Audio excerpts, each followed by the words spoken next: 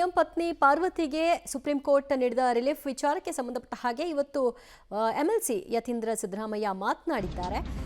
ಮೈಸೂರಿನಲ್ಲಿ ಅವರು ಪ್ರತಿಕ್ರಿಯೆ ಕೊಟ್ಟರು. ನಾವು ಮೂಡಾದಿಂದ 14 ಸೈಟ್ಗಳನ್ನು ಏನು ಪಡ್ಕೊಂಡಿದ್ವಿ ಅದನ್ನ ವಾಪಸ್ ಕೊಟ್ಟಿದ್ದೀವಿ. ಈಗ ಮತ್ತೆ ನಾವು ಕೇಳೋಕ್ಕೂ ಹೋಗಲ್ಲ, ಚರ್ಚೆ ಮಾಡಿ ಮುಂದಿನ ನಿರ್ಧಾರ ಮಾಡ್ತೀವಿ. ಕೋರ್ಟ್ ಆದೇಶದಿಂದ ತಾಯಿ ಈಗ ಸಂತೋಷವಾಗಿದ್ದಾರೆ.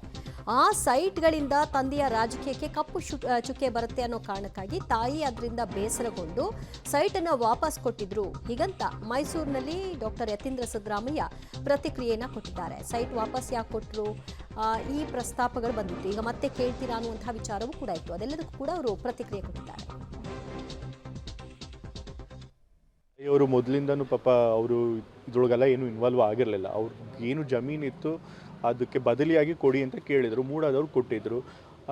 ಬಟ್ ಅದ್ರ ಮೇಲೂ ಕೂಡ ಆರೋಪ ಮಾಡಿದ್ರಿಂದ ಅವರು ಮನಸ್ಸಿನೊಂದು ವಾಪಸ್ ಕೊಟ್ಟಿದ್ದರು. ಆದರೂ ಅವ್ರು ಬೇರೆ ತಪ್ಪಿಲ್ಲದೆ ಹೋದರೂ ಕೂಡ ಇಡಿ ಅವರು ಅವ್ರ ಮೇಲೆ ತನಿಖೆ ಮಾಡಬೇಕು ಅಂತೇಳಿ ಸಮನ್ಸ್ ಎಲ್ಲ ಕೊಟ್ಟಿದ್ದರು. ಬಟ್ ಇವತ್ತು ಸುಪ್ರೀಂ ಕೋರ್ಟ್ ಅವರು ತನಿಖೆ ಮಾಡೋ ಅಗತ್ಯ ಇಲ್ಲ, ಇಡಿ ಇನ್ವಾಲ್ವ್ ಅಗತ್ಯ ಇಲ್ಲ ಅಂತ ಹೇಳಿದ್ಮೇಲೆ ಖಂಡಿತ ಅವರು ಕೂಡ ಇವಾಗ ರಿಲೀವ್ ಆಗಿದ್ದಾರೆ. ಈ ಮಟ್ಟದಲ್ಲಿ 14 ಸೈಟ್ನ ಮತ್ತೆ ವಾಪಸ್ ಕೇಳುವಂಥ ಸಾಧ್ಯತೆ ಇದೆಯಾ ತಾವು? ಈಗ 14 ಸೈಟ್ ತೊಗೊಂಡಿದ್ದರಿಂದ ತಂದೆಯವ್ರಿಗೆ ಸುಮ್ಮನೆ ತಪ್ಪಿಲ್ಲದೆ ಹೋದರೂ ಕೂಡ ಅವ್ರ ಮೇಲೆ ಸುಳ್ಳು ಆರೋಪ ಬಂದು ಅವರು ರಾಜಕೀಯ ವೃತ್ತಿ ಜೀವನದಲ್ಲಿ ಒಂದು ಕಪ್ಪು ಚುಕ್ಕೆ ಬಂದಿದೆ ಅಂತ ಹೇಳಿ ಅವರು ವಾಪಸ್ ಕೊಟ್ಟಿದ್ದಾರೆ. ಸೊ ಹಾಗಾಗಿ ಮತ್ತೆ ಅದನ್ನು ಅವ್ರು ಕೇಳೋದಿಲ್ಲ. ಈಗ ನಿಮಗೆ ಕೋರ್ಟ್ ಹೇಳಿರುವಂಥದ್ದು ಇದು ಈಗ ಏನು ಕೇಸ್ದು ನಡೀತಾ ಇದೆ ಜನಪ್ರತಿನಿಧಿ ಕೋರ್ಟ್ನಲ್ಲಿ, ಆ ಮೂಡಾ ಕೇಸ್ನಲ್ಲಿ ತಪ್ಪಿದೆಯಾ ಇಲ್ವ ಅಂದರು